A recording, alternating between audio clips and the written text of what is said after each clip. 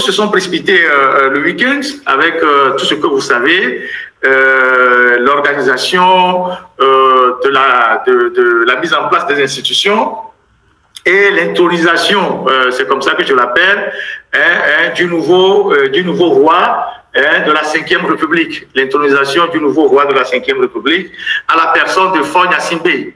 Et donc, le samedi, même avant le samedi, il y a eu plusieurs réunions au siège de l'UNIR. On a demandé aux gens d'aller à l'intérieur du pays pour préparer les populations, les mettre sur la place publique du village, les centres culturels, déployer des écrans géants pour suivre la prestation de serment du président du Conseil des ministres, en particulier Faure Gnassingbé. On savait que c'était déjà lui. Et il n'y a que lui qu'il faut suivre parce que le président d'honneur, ça n'a aucune importance. Il ne faut pas le suivre. Il faut suivre le président. Donc, plusieurs préfets ont sorti des communiqués pour ramener les populations, pour mobiliser les gens, pour que les gens viennent à la place publique, pour pouvoir suivre la prestation de serment de Faure Gnassingbé, celui-là qui a décidé de son propre chef de supprimer les élections au Togo, tout comme ses amis de l'AES, de supprimer les élections au Togo, parce qu'en fait, c'est de ça qu'il s'agit. Il a supprimé les élections et il se fait désigner par des individus que lui-même a déjà désignés. C'est-à-dire, le parlementarisme à la sauce togolaise, c'est que je te désigne, tu me désignes après. C'est ça, c'est ça. Dans tous les régimes parlementaires, comme j'ai eu à le dire, le Premier ministre, c'est quelqu'un qui est d'abord un élu. C'est quelqu'un qui tient une légitimité. C'est la première fois qu'au Togo, on a quelqu'un qui va assumer les chefs qui va assumer les charges de l'homme le plus important du pays sans avoir été élu même comme un délégué de quartier, même pas comme un major de classe. Et j'ai caricaturé en disant, tu ne peux pas devenir pape si tu n'as pas été enfant de cœur, prêtre, séminariste, archevêque, prêtre, tout ça, ou cardinal. Mais au Togo, c'est Faure Gnassingbé qui veut être pape, mais sans être un cardinal. Donc, il sort de nulle part, il n'a aucune légitimité, même pas dans un quartier. Il ne tient aucune légitimité électorale, même pas dans un quartier, et il se fait désigner par des gens que lui-même il a déjà désignés. C'est comme les sketchs de Togan Foussenila, qui disait, qui mangeait un jour quand on était très jeune, qui disait, c'est comme ça. Vous voyez, c'est-à-dire, moi je vous prends, donc c'est lui qui désigne ceux qui vont s'installer après pour le désigner. Et donc, toute cette mascarade-là a été couronnée ce week-end par la prestation de serment de Faure Gnassingbé devant une cour constitutionnelle et devant des députés que lui-même il avait déjà nommés. Alors, qu'est-ce qui s'est passé le samedi? Le samedi, on a demandé à tous les députés de se pointer à l'Assemblée nationale. Et quand les députés sont arrivés, on leur a dit de garder leur téléphone. Donc, la cérémonie de prestation de serment, il n'était pas question d'amener les téléphones là-bas. Donc, chacun a gardé les téléphones dans sa voiture. On a ramassé tous les députés comme on ramasse les élèves de cours primaire dans un bus à l'Assemblée nationale. On les a convoyés vers la place de fête, la place des fêtes. Vous savez que dans cette zone de Lomé-de-Kéké là-bas, ils ont fait quelques infrastructures qui n'entretiennent même pas. Quand vous voyez les images du jeune Donné, quand il est allé saluer les classes, tout ça, vous allez vu dans la brousse dans laquelle les gens étaient assis. Je n'ai pas le temps de passer ces images ici. Donc, c'est un endroit qui n'entretiennent même pas. Donc, ils ont ramassé les députés comme des moutons de Panouche dans un véhicule, dans un bus. On leur a dit de se débarrasser de leur écharpe.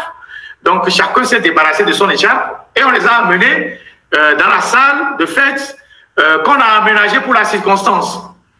Et c'est le président de la Cour suprême, d'abord le président de la Cour suprême qui sort un communiqué qui invite les chefs traditionnels, les les autorités à venir à la Cour suprême. Ce n'est pas le rôle du président de la Cour suprême.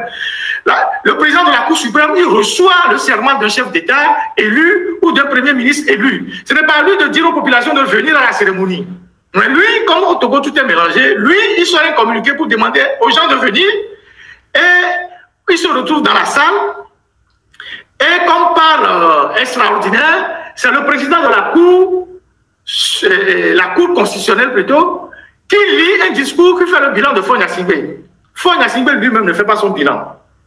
c'est le président, comment il s'appelle déjà, Koulibaly ou bien Koulibaly quoi, qui fait le bilan de Faure Gnassingbé, qui fait un long discours, qui raconte des choses comme si on était à Alice au pays des merveilles, qui dit que Faure Gnassingbé a fait ci, il a fait ça, et c'est lui qui fait le bilan de Faure Gnassingbé. Babakan Koulibaly, c'est ça, c'est le président de la Cour constitutionnelle. C'est lui qui fait le bilan à la place de celui qui vient de boucler 20 ans de pouvoir. Vous trouvez que c'est normal? C'est un président d'une Cour constitutionnelle, mais c'est un militant. C'est lui qui fait le bilan à la place de Faure Gnassingbé. Maintenant, quand on fait le bilan, on fait tout le cérémonial, tout ça, on décide de remettre les attributs de l'État, les insignes de l'État à M. Faure Gnassingbé. Comme tout a été organisé dans le désordre, dans la précipitation, on voulait vraiment aller très vite, on a convoyé les gens, on a mis la pression, il faut faire ci, il faut faire ça. On se retrouve dans une salle où on doit remettre les insignes de la République, les armoiries, au nouveau PCM, je ne sais pas comment il l'appelle, mais qui est en réalité le vrai chef d'État du Togo. Donc, on a juste fait un décalage, on a juste changé les expressions, mais c'est lui qui tient le pouvoir. Et on invite le chancelier, qui est lui-même le président du Sénat, donc il cumule les deux fonctions, ce qui est d'ailleurs même incompatible. Donc, quand on a pris Barké, on l'a fait nommer président du Sénat, on n'a pas nommé quelqu'un d'autre chancelier. Donc, lui-même, il cumule les deux responsabilités, les deux, ce qui est inconcevable dans une république. Et donc, on invite Barké à donner les attributs au nouveau roi. Suivons la vidéo. Et vous allez voir, il n'y avait rien. Suivons la vidéo. Ceux qui sont sur TikTok, je suis désolé, mais ceux qui sont sur Facebook et YouTube, vous allez suivre la vidéo. Et donc, le président de la Cour constitutionnelle, il appelle le chancelier et il lui demande, il faut donner les insignes de la République au nouveau roi. On suit.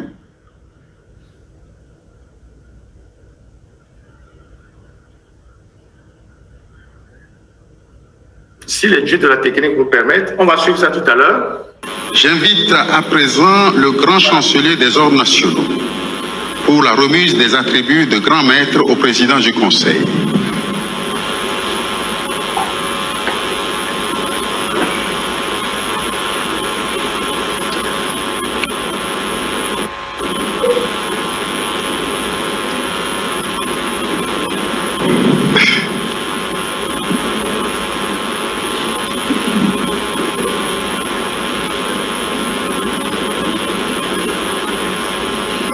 Il y a un petit décalage de cette vidéo entre YouTube et Facebook. La vidéo ne passe pas encore sur Facebook, mais sur YouTube, en tout cas, voilà.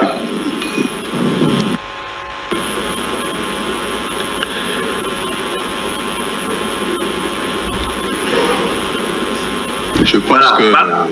Barké qui se lève et qui est perdu. Il n'y avait pas les attributs, on les a pas fait venir, les grands insignes, ils ne sont pas là. Et donc, ces attributs ne sont pas encore... Vous imaginez? Ça, c'est une république. Disposition du grand chancelier des ordres nationaux. On pourra éventuellement...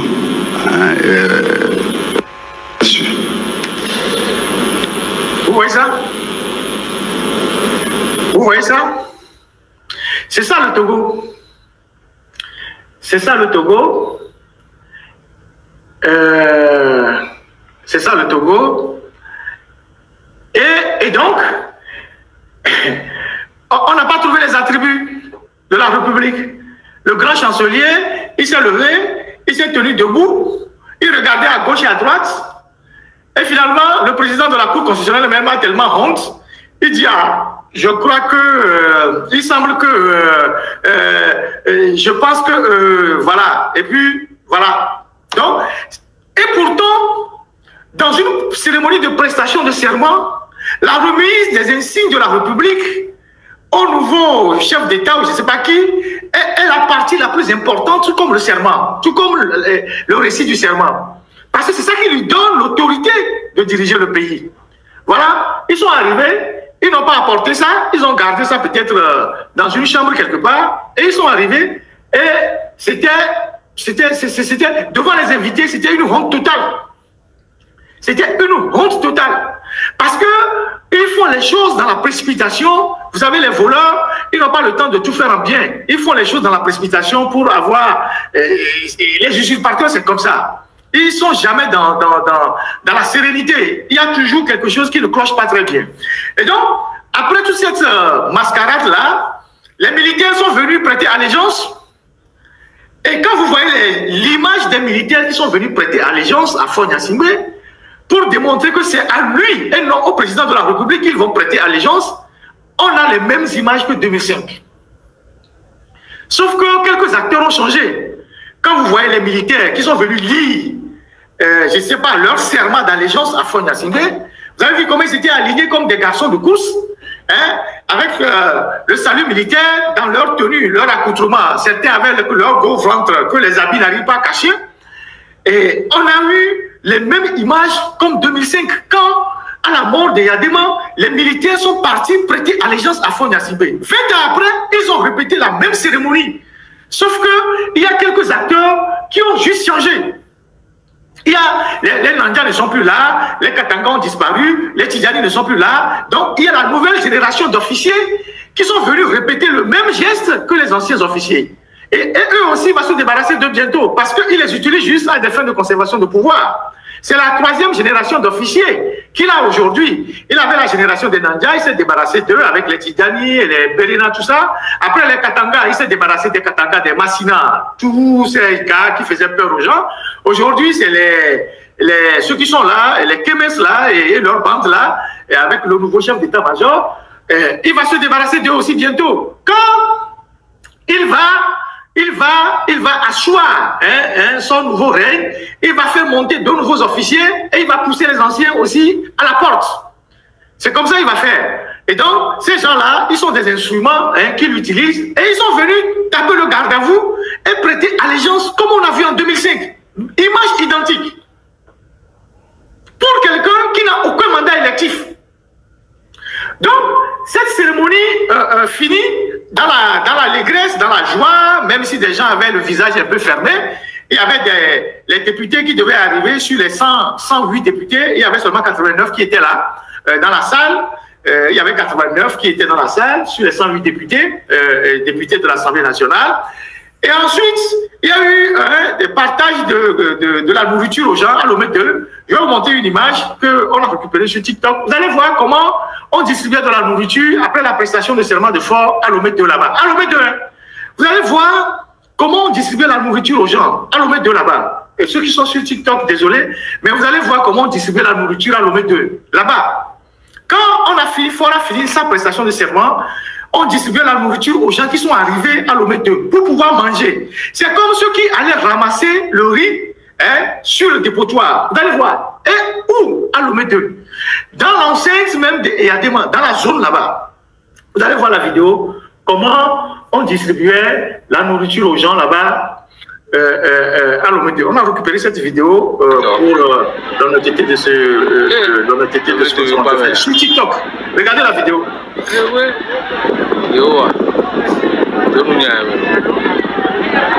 à Lomé 2 ça, hein. Quand ils ont fini la prestation de serment, on distribuait la nourriture aux gens.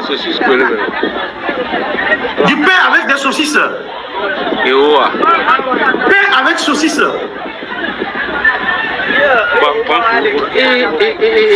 Ça, c'est à Lomé 2.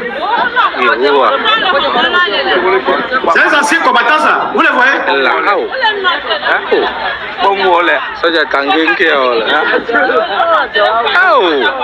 Papa Tanguy.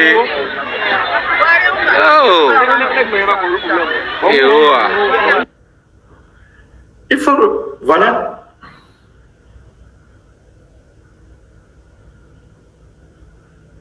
Attends.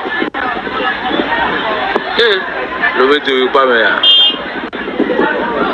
Ouais. Yo. Donne nya.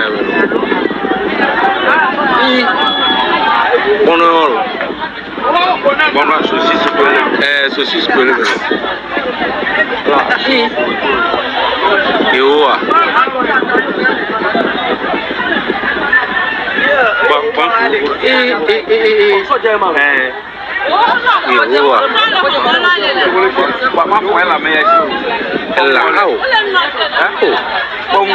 Soja Tanguy nke Papa Tanguy.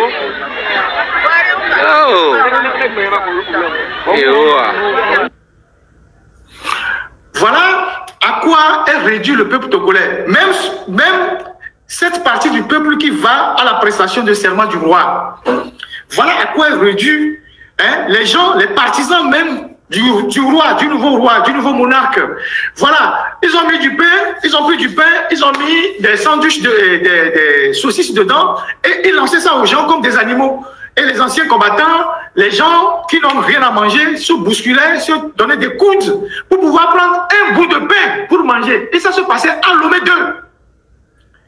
Ça se passait à Lomé 2. Après la prestation de serment de Faure Gnassingbé, quand lui et ses invités sont partis pour manger du caviar, boire du champagne et du bon vin, la plèbe, la populace qui est venue applaudir, voilà ce qu'on leur a donné. Même pas de l'eau. On leur a juste donné du pain dans lequel on a mis des saucisses. Et puis pour boire, il faut aller à la bonne fontaine qui est à côté. Voilà ce qui s'est passé. Donc, une fois que cette cérémonie a été achevée, parce que c'est Faure seul qui devait être mis en avant, c'est lui seul qu'on devait célébrer et non le président d'honneur. On a mis le cap sur l'après-midi pour le président d'honneur. Je vous avais dit dès le départ que le jeudi dernier et j'avais même dit dans un autre live qu'il ne faut pas écouter tous ceux qui écrivent dans les journaux, sur les réseaux sociaux, que le prochain président c'est J-Chris Olympio, c'est John Doe, c'est je ne sais pas qui.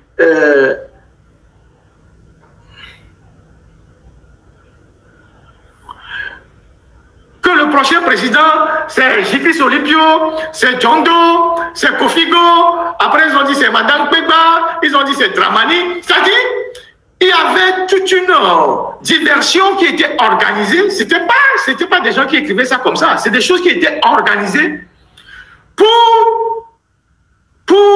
je sais pas seulement pour divertir, mais c'est des fausses pistes, voilà. Ils avaient lancé des gens sur des fausses pistes, en disant oui, c'est Kofigo, oui, c'est John Doe. John Doe, lui, son nom est apparu la dernière semaine. Avant, c'était J-Chris. Et j'ai envie à vous dire que J-Chris, c'est quelqu'un qui est gravataire et il cherche, il est dans une situation difficile, il est malade. Kofigo, après ils ont dit John Doe, après ils ont dit machin. Et je vous ai dit, Faure ne mettra, c'est Faure qui va décider. Et Faure ne mettra pas à la présidence quelqu'un qui va lui faire ombrage. C'est lui seul qui décide. Tout ce qui se passe là, c'est lui qui décide. Donc, il ne mettra pas à la présidence, même si c'est un poste d'honneur, quelqu'un qui lui fera le moindre ombrage. Donc, s'il peut mettre les matakis là-bas, il va mettre. S'il peut mettre une femme qu'il contrôle, il va mettre. Pour que la personne n'ait aucune ambition, que la personne n'ait même aucune ambition pour faire ombrage à son pouvoir. Je vous avais dit ça. Qu'il ne mettra personne pour lui faire ombrage. Et donc, la désignation du président de la République, entre griffes, parce qu'en réalité, ce n'est pas un président, c'est un pantin, ça a été le secret le plus gardé. Ça a été le secret le plus gardé jusqu'à la dernière minute. Mais pas autant un secret. Pas autant un secret. Je vais vous expliquer pourquoi ce n'était pas véritablement un secret. C'est vrai que pour les gens de UNIR, et c'est bien fait pour eux, jusqu'à la dernière minute, ils ne savaient pas de qui il s'agissait. On ne leur a rien dit. Jusqu'à 1 heure, même pas 1 heure, même jusqu'à 30 minutes. Même dans la salle, ils ne savaient pas qui c'était. Même avant que le président de l'Assemblée nationale ne puisse donner le nom de la personne, les députés ne savaient pas qui c'était. Personne ne savait.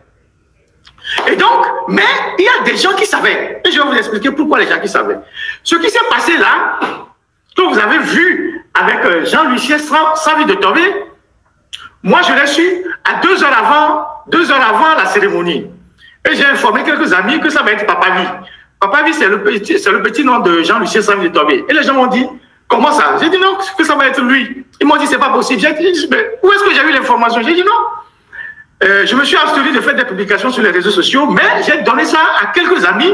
Et il y a un ami même qui a appelé certains Lomé qui sont dans le système pour leur dire, mais c'est le vieux là. Les gens disent non, même des députés ont dit non, c'est pas vrai, ça ne peut pas être possible. Que nous, ce qu'on voit, c'est soit Dramani, c'est soit Barké qui va quitter là-bas le Sénat pour venir, ou soit si. Le gars dit non, que c'est Papa Vie.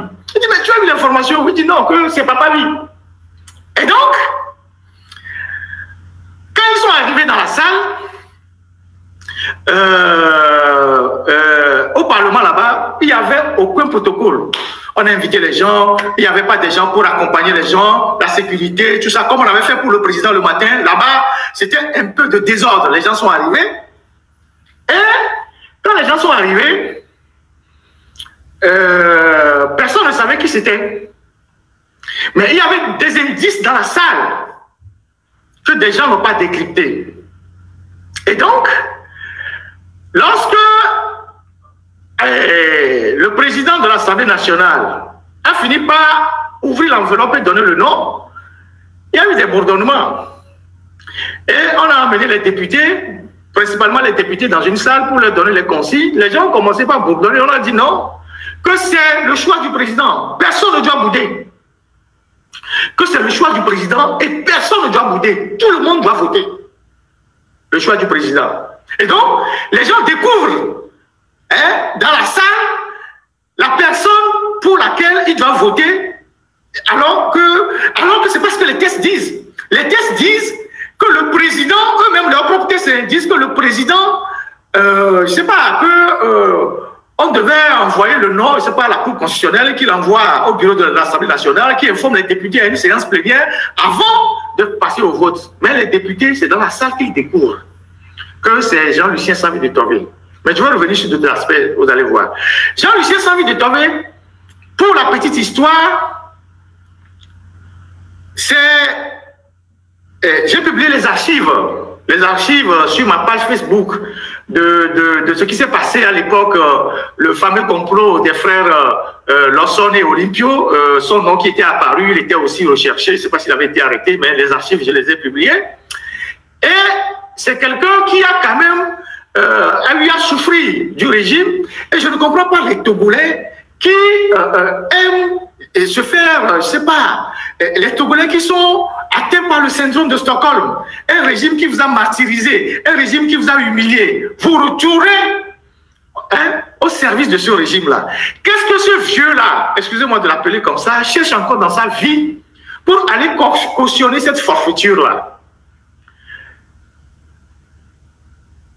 Je n'ai rien contre les personnes âgées. Nous sommes tous appelés à vieillir. Et vieillir, c'est une grâce.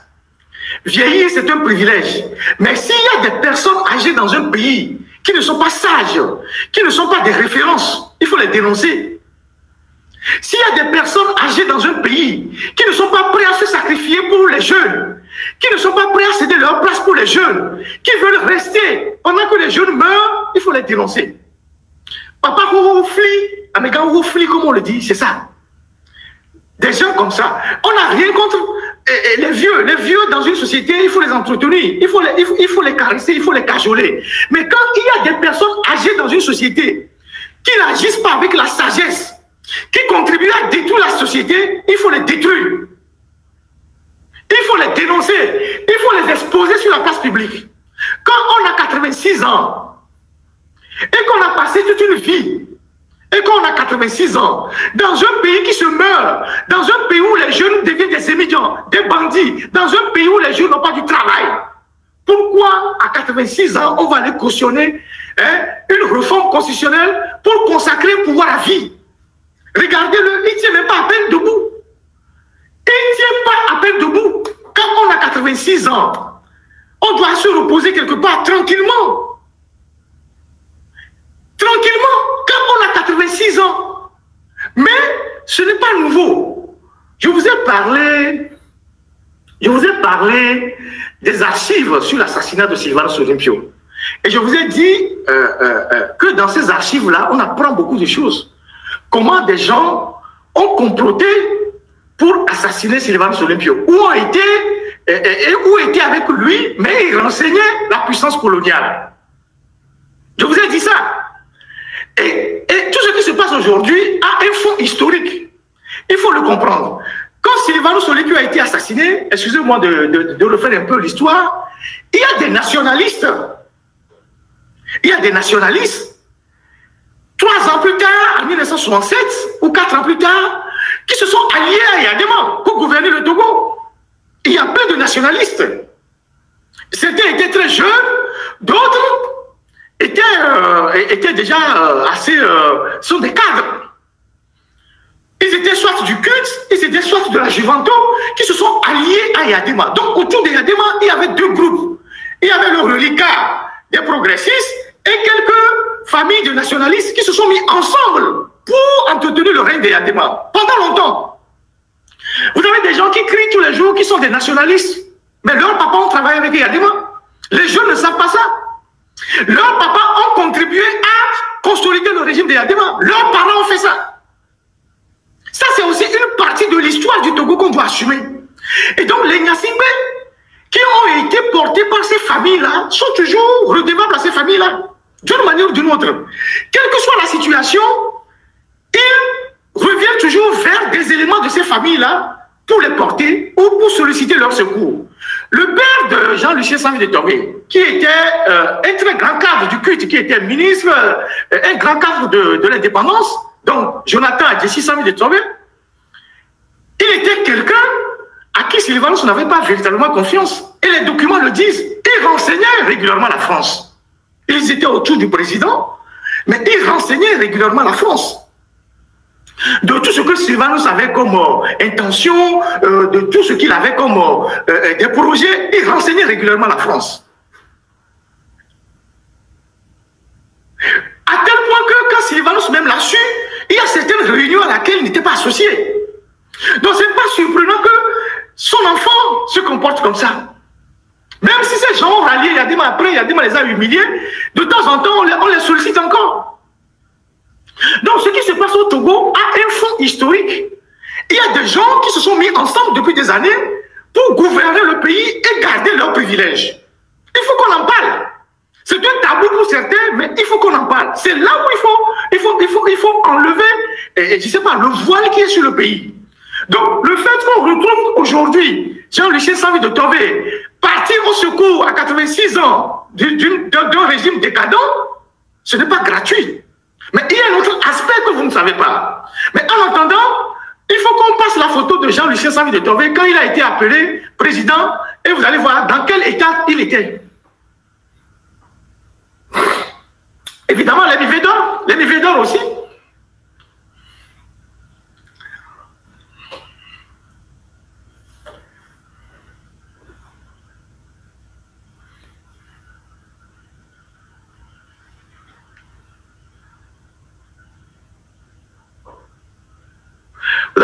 Vous allez voir votre président. Abe Mousse Presidente. Abe Mousse Presidente. Si les dieux de la technique le permettent, tous ceux qui sont sur les deux comptes.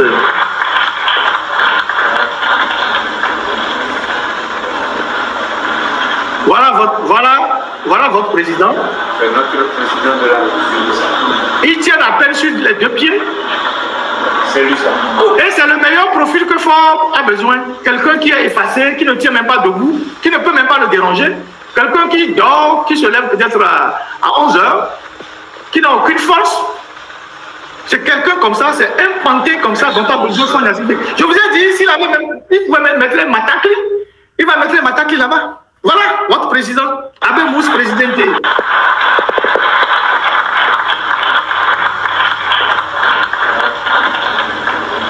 C'est ça. Et donc, la vie de... Voilà votre président. C'est lui ça. Dans un pays totalement en délabrement, voilà celui qu'on met comme président. Et Et des gens osent nous dire que Roosevelt était quelqu'un qui était dans un fauteuil roulant. Les institutions aux États-Unis, la solidité des institutions aux États-Unis, ça ressemble au Togo? La solidité des institutions aux États-Unis, le fonctionnement des institutions aux États-Unis, ça ressemble au Togo? Voilà votre président. Si il y a un bandit qui éclate là-bas, il peut courir. Non, d'un bandit, les foulants, il a des boudoirs. Les bandits disent, oh, les foulants, il a des boudoirs. Voilà comment Faure ridiculise le Togo. C'est Faure Gnassingbé qui l'a choisi. C'est lui seul qui l'a choisi. Et je vais vous expliquer comment le choix a été fait. C'est lui seul qui l'a choisi. Et c'est bien fait pour les gens de unir. Parce qu'ils étaient dans la salle, mais ils n'étaient pas contents. Mais c'est bien fait pour votre gueule. C'est bien fait pour les gens d'unir, à commencer par ADJ. Parce que si vous voyez le visage d'ADJ dans la salle, il avait le visage fermé. Vous savez pourquoi? Parce que, sans lui de Tové, il est de Tové, Michel Tové.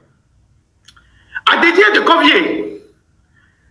Covier, c'était un village, je ne sais pas, une localité de Michel Tové.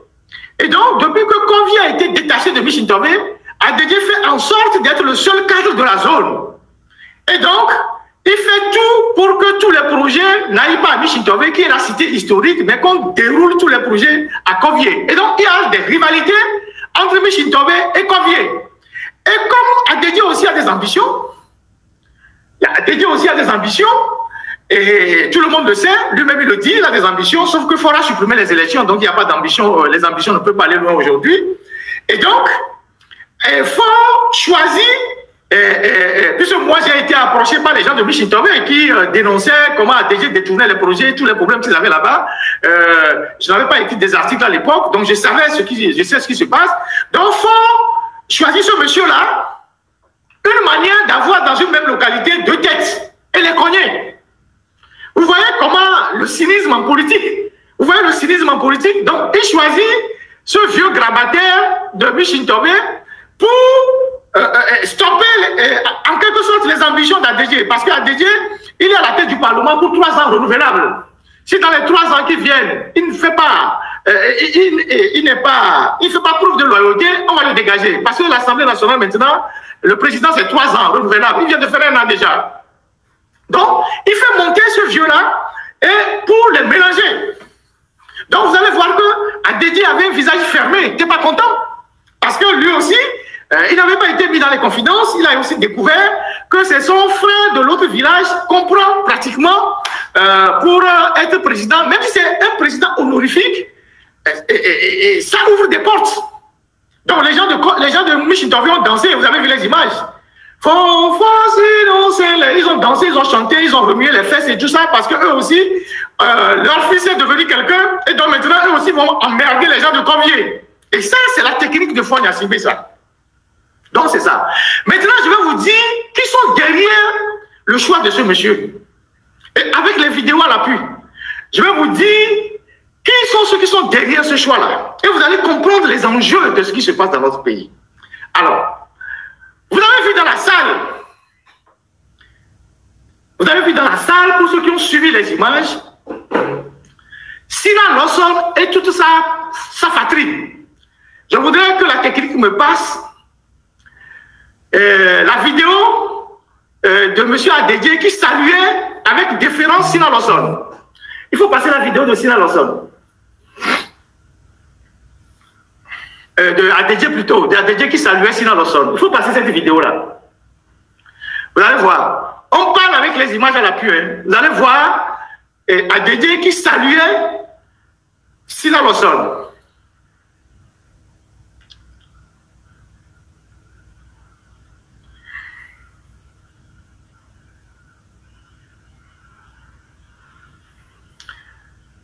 Si les dieux de la technique le permettent, il a salué Sina Lawson, après il a salué... Chers collègues, avant de nous laisser réagir par rapport à ce projet, je voudrais, avec votre autorisation, saluer la présence dans la salle d'éminentes personnalités aussi. Madame la ministre de l'économie numérique et de la transformation digitale. Nous sommes heureux de les accueillir. Nana est aussi au milieu de nous. Nous saluons avec beaucoup de joie leur présence, la présence de toutes les éminentes personnalités qui sont ici pour vivre ensemble. Les gouverneurs sont là, nous sommes très heureux, les maires, etc. Nous sommes heureux de les accueillir. Ok, on passe à autre chose. Technique. Alors, Adédié qui prend la parole et qui salue avec déférence Sina Lawson et toute la clique qui l'accompagne.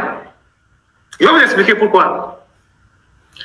Le choix que vous voyez là, de M. Sanvi de Tové, c'est le choix de la famille Sina Lawson.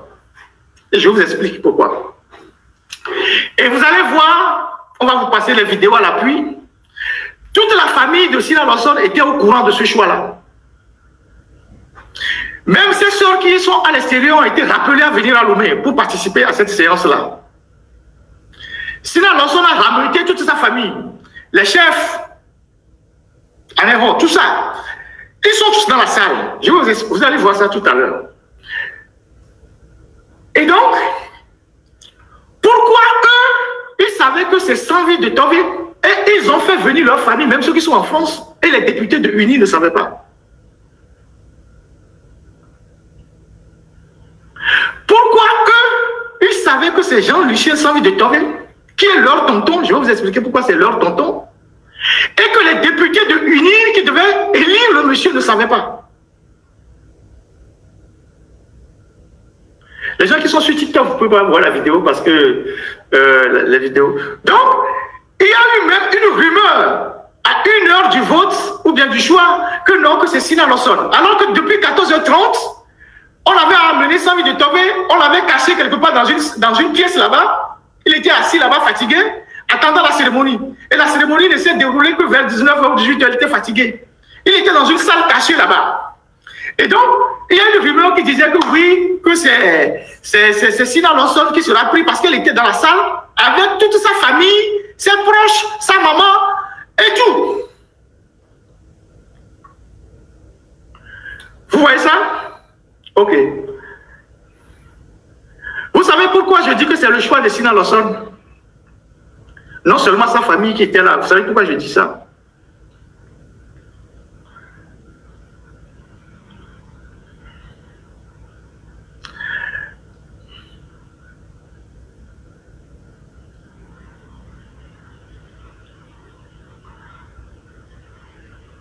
Quand la République est réduite à ça, c'est vraiment incroyable.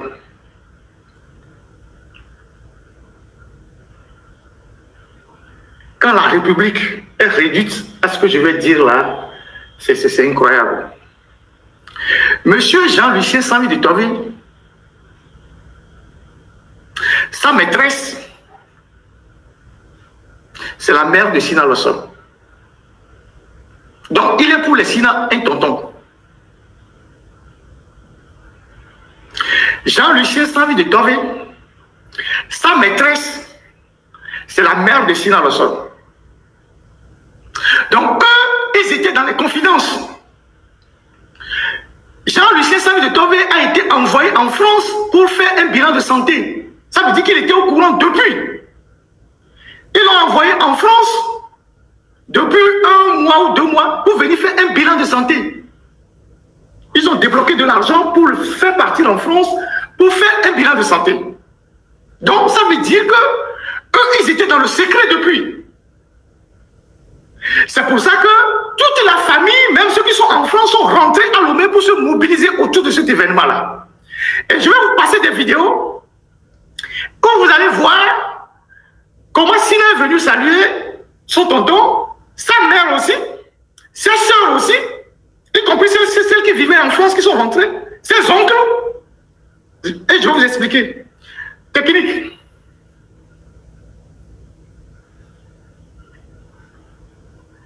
Si vous pouvez passer les vidéos en les ralentissant un peu.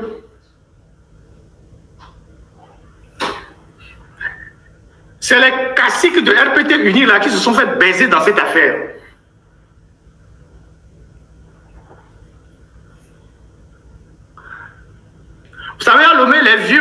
sa maîtresse, hein.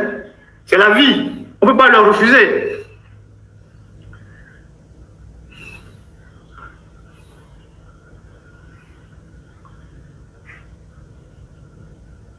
Je vous ai dit que je n'ai pas envie d'être un activiste, un Johnny Pacheco. Sinon, les choses qu'on allait sortir, vous ne pouvez pas croire.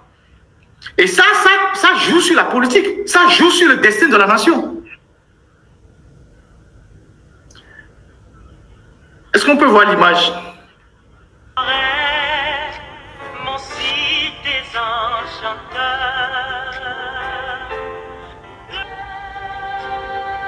Regardez Sina Lawson en train de saluer son tonton. C'est elle qui le salue. Vous voyez ça? C'est elle qui le salue, qui lui fait la bise. Vous voyez l'image? C'est elle qui le salue, qui lui fait la bise. Elle le salue, lui fait la bise. Vous voyez? Ok, c'est Sina Lawson, tout habillé en blanc, qui salue son tonton, qui lui fait la bise. Ceux qui sont sur TikTok ne peuvent pas voir, mais ceux qui sont sur YouTube et tout ça peuvent voir ça. Donc, c'est elle qui le salue, qui lui fait la bise. Et continuez les images.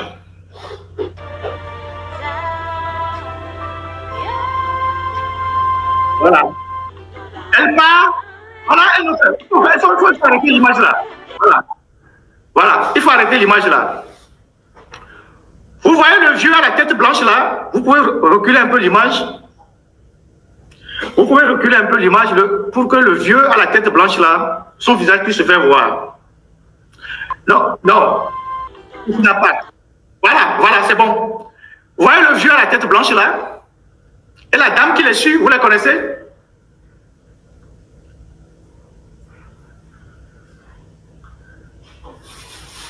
Le vieux à la tête blanche là? Vous les connaissez? Ceux qui sont dans les commentaires, vous pouvez me donner leur nom. Le vieux à la tête blanche là. Qui c'est? Qui c'est?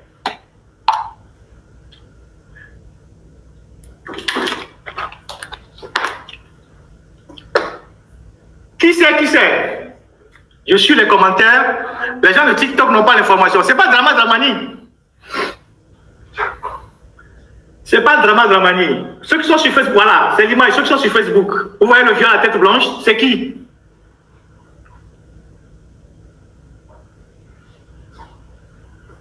C'est Baby Amorin. Merci, Brisso Yao. Baby Amorin, c'est qui? Baby Amorin, c'est le père de Carlita Amorin. Carlita Amorin, c'est qui? C'est la femme de Fort. Et c'est la cousine de Sina Lawson. Regardez très bien. Regardez très bien. C'est Baby Amorin. Baby Amorin, c'est qui? C'est le père de Carlita Amorin. Carlita Amorin, qui est à côté de son père, qui est la femme de Fort. Vous voyez ça? Eux et les Sina ne s'entendent pas, mais pour les intérêts, ils sont ensemble. Ils étaient tous dans la salle. Et le père, Baby Amorin, son ami, c'est Jean-Lucien Samy de Tové. Baby Amorin connaît bien Samy de Tové. Vous voyez les images? Donc, vous avez Baby Amorin et sa fille, qui est la femme de Fort. Et qui est la cousine de Sina. Vous voyez? Défilez les images. Technique.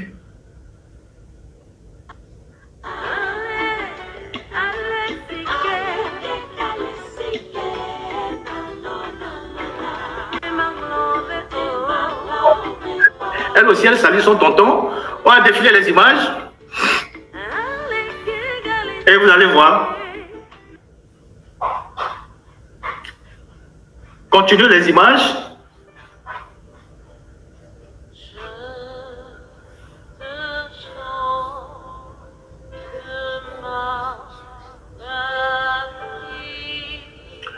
Continuez les images.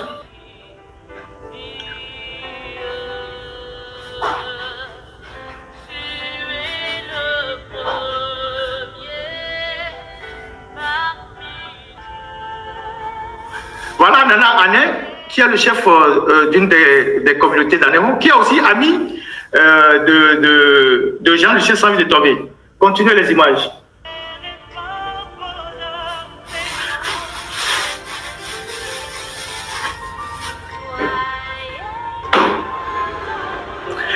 vous ici. Voilà, c'est bon. C'est bon. Et il faut que ça arrive sur Facebook d'abord pour que je commente.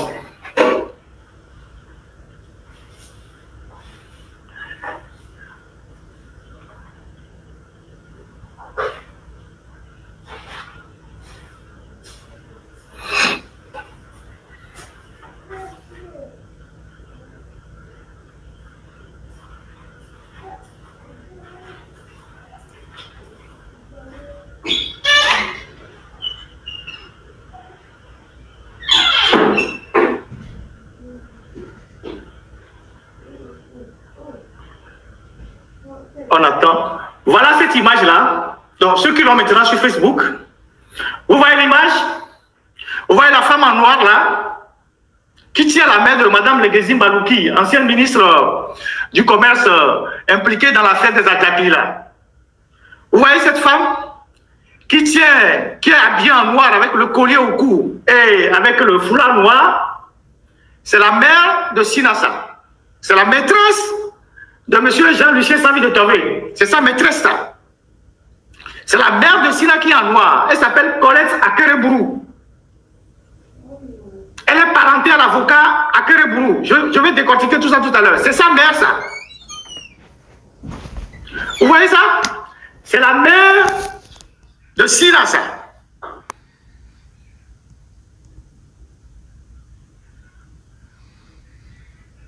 Ouais. C'est la mère de Sina Lawson. Elle s'appelle Colette. Elle appelle généralement Da Colette. C'est la maîtresse de ce monsieur-là. Maintenant, défilez l'image, vous allez voir comment il va embrasser le monsieur. Défilez les images, vous allez voir comment il va embrasser le monsieur.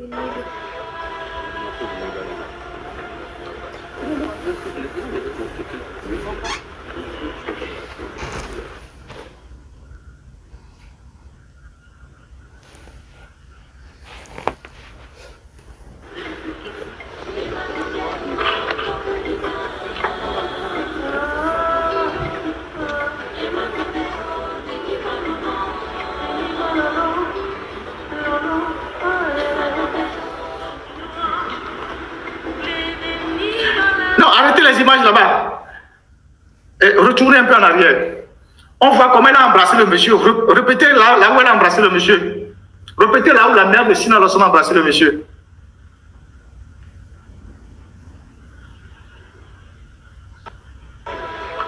Vous voyez?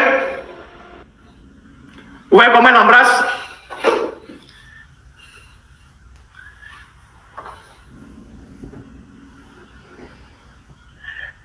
Non, ils étaient des copains depuis, c'est pas maintenant. Ils faisaient leur truc depuis.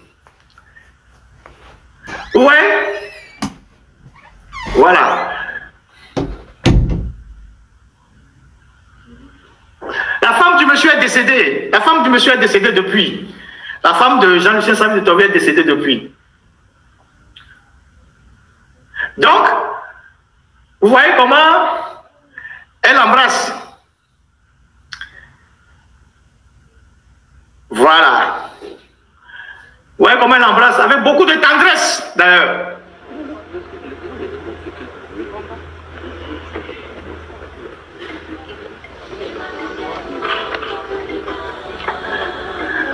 Maintenant, technique, on va passer les photos des sœurs de Sina Lawson, dont celles qui sont rentrées même de la France. Il y a 3 sœurs de Sina Lawson qui vont passer, vous allez voir tout à l'heure. Vous allez voir les 3 ou 4 sœurs de Sina Lawson qui vont passer tout à l'heure. Non, il faut retourner les photos un peu en arrière. Et il faut qu'elles arrivent ensemble sur Facebook d'abord pour que les gens puissent voir.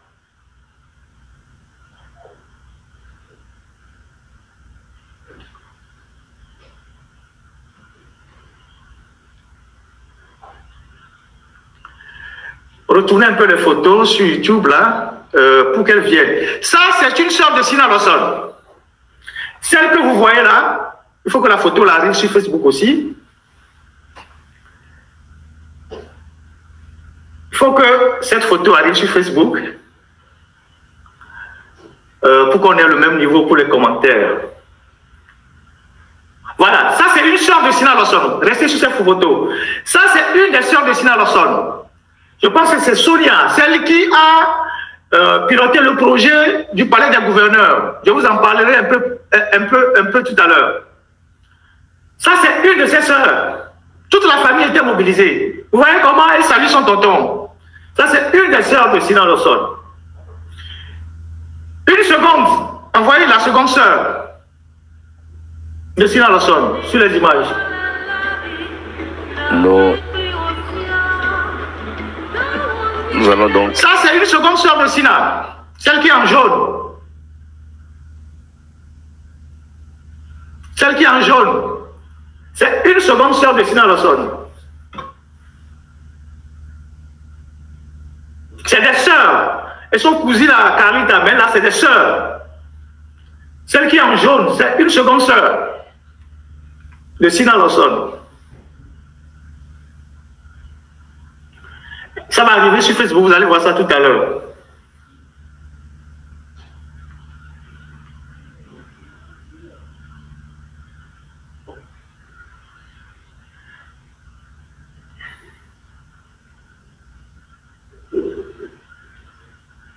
Voilà la seconde sœur en jaune. Voilà la seconde sœur en jaune. Ouais. Voilà la seconde sœur en jaune.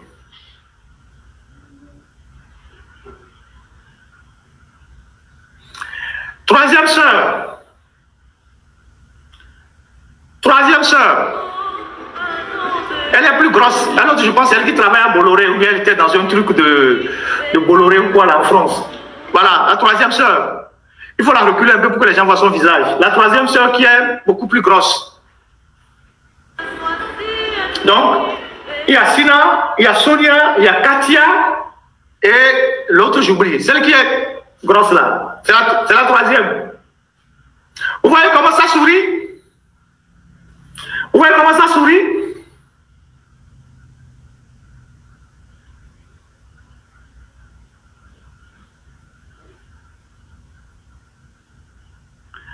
Ouais.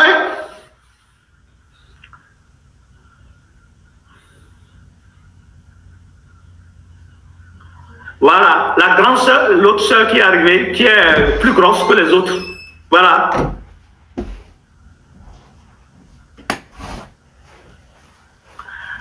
Voilà. Est-ce qu'on peut terminer la vidéo pour qu'on aille dans l'analyse? Voilà, la toute dernière. Ouais, dès que la dame la passe, vous coupez la vidéo. Voilà, celle qui est habillée passe, vous coupez la vidéo.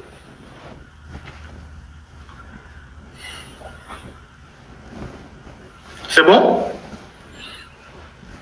Ok. Ok.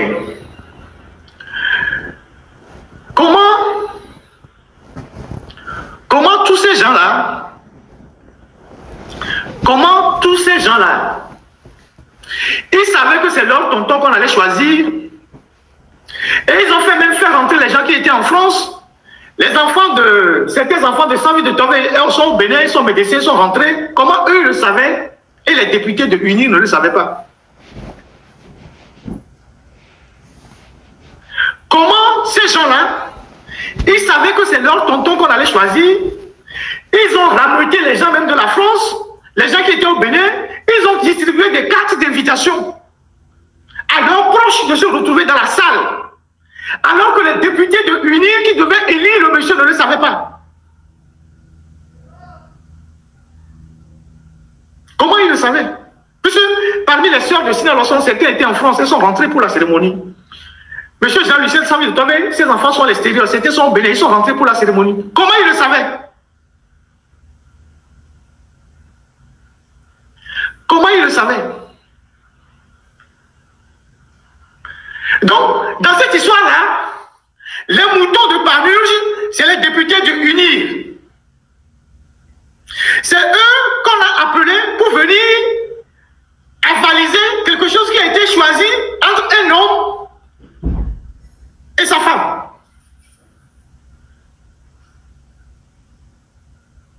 Et c'est eux qui bombent le le torse. Oui, on est dans unir. Nous sommes les cadres de unir. On est unir. On est si. Nous, c'est unir.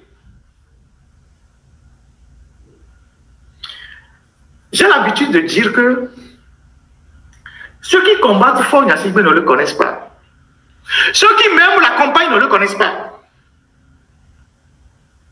Faure, c'est Maradona puissance 10, même 100. C'est un fin dribbleur. C'est un fin dribbleur.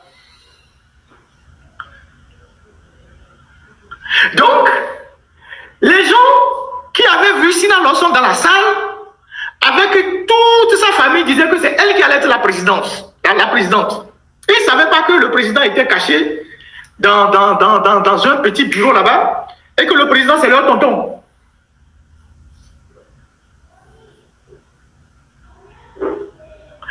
Je vous avais dit que je faisais une investigation sur la manière dont les familles sont entremêlées au Togo et quand les intérêts sont en jeu, comment ils s'entendent pour gouverner le pays. C'est un aspect que je suis en train de vous évoquer ça. C'est un aspect que je suis en train de vous évoquer ça. Je vais vous donner les détails de cet aspect que je suis en train de vous évoquer. Le père de Sina Lawson était un officier de l'armée togolaise.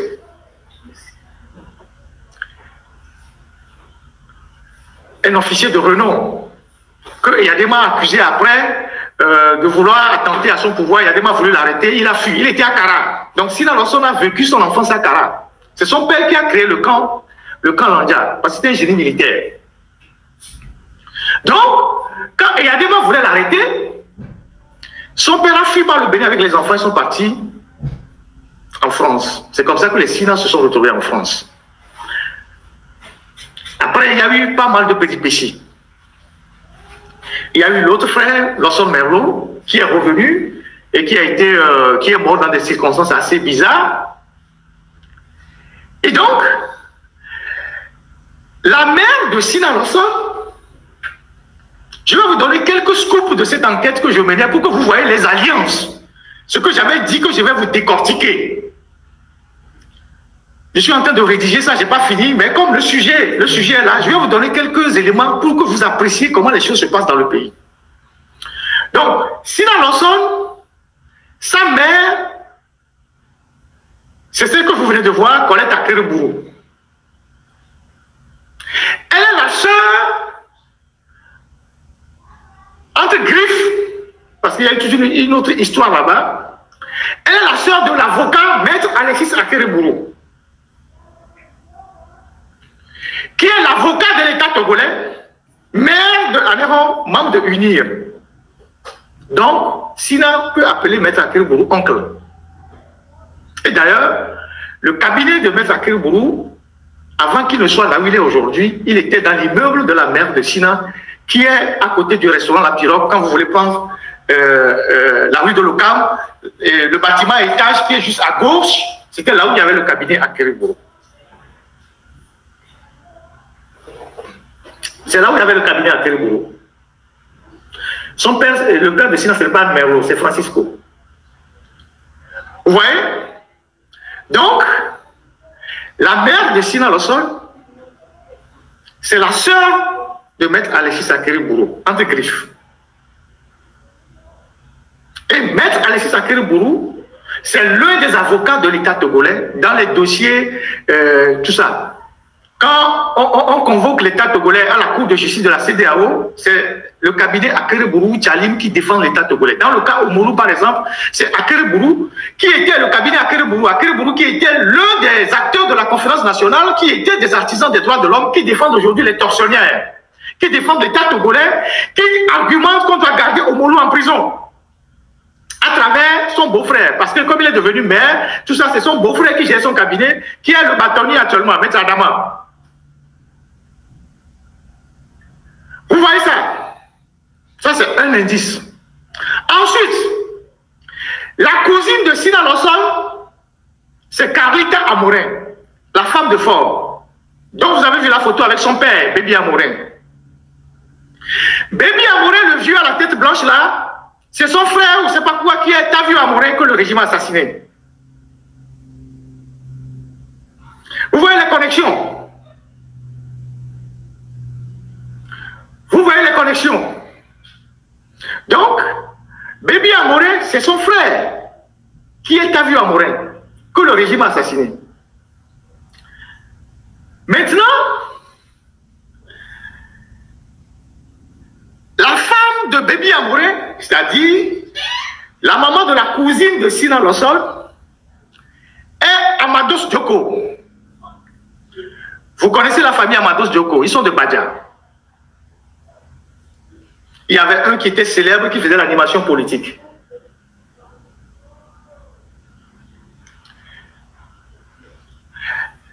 La mère de Carita Amorin, la cousine de Sina Lossol, elle est Amados Djoko. Écoutez-moi très bien. Elle est Amados Djoko. Et son oncle, l'oncle de Carita Amorin, c'est-à-dire le frère de sa maman, est à la Cour constitutionnelle.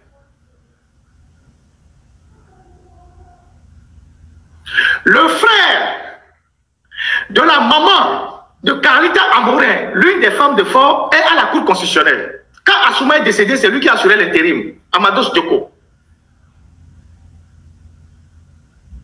Vous voyez? Voilà. La sœur de Carita Amorin, c'est-à-dire la femme de Fort, la sœur de Carita Amorin, est l'une des épouses du président de la Cour des comptes. C'est-à-dire, le président de la Cour des comptes, M. Eto, et Fort Yassimbe ont pris femme dans la même maison. Vous voyez les connexions? Vous voyez les connexions? Vous voyez les connexions?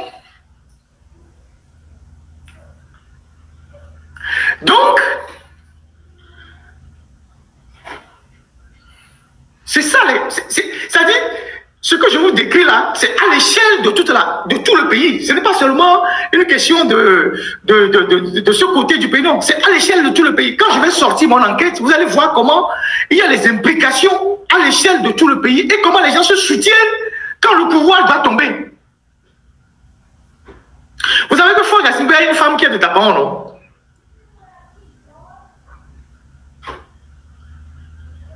Vous savez que Fort a une femme qui est de Taban. Ça fait partie de cette toute première femme avec Marie-Jo Trémou.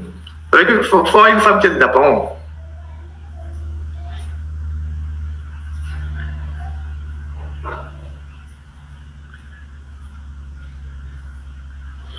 C'est un cheveu qui tombe dans la soupe, c'est un exemple comme ça que je donne. Vous savez qu'il faut une femme qui est de Dapon, elle s'appelle Epiphanie Somoko. Elle a longtemps fait l'Allemagne. C'est d'ailleurs avec cette femme que Fort a eu des brouilles avec Sokoyo Kegoué, le pseudo-panafricaniste tribaliste qui crie sur une TV là. Parce qu'il était ambassadeur là-bas, Fort l'avait soupçonné d'avoir tourné autour de sa femme et Fort ne l'a jamais pardonné. Donc Epiphanie Somoko, elle est à la SNB, la brasserie. C'est elle qui a fait venir les Allemands qui brassent la bière à la SNB. Elle est responsable des ressources humaines là-bas. Je ne sais même plus si elle est encore là ou entre-temps, il semble qu'elle s'est brouillée avec Ingrid là-bas. Parce que deux co-épouses ne peuvent pas rester dans la même boîte. Se brouiller là-bas. Ça, c'est un exemple que je vous donne pour que vous voyez comment il y a les implications. Quand je vais publier l'enquête là, vous allez voir les détails. Donc, ce qui s'est passé la dernière fois à l'Assemblée nationale, avec le choix de Jean-Lucien Samy de tomber, c'est le clan Lawson, c'est le clan de, pas le clan Lawson, le clan de Sina Lawson, parce qu'autour de Fort Yassimbe, chaque femme a son clan. Autour de Fort Yassimbe, chaque femme a son clan.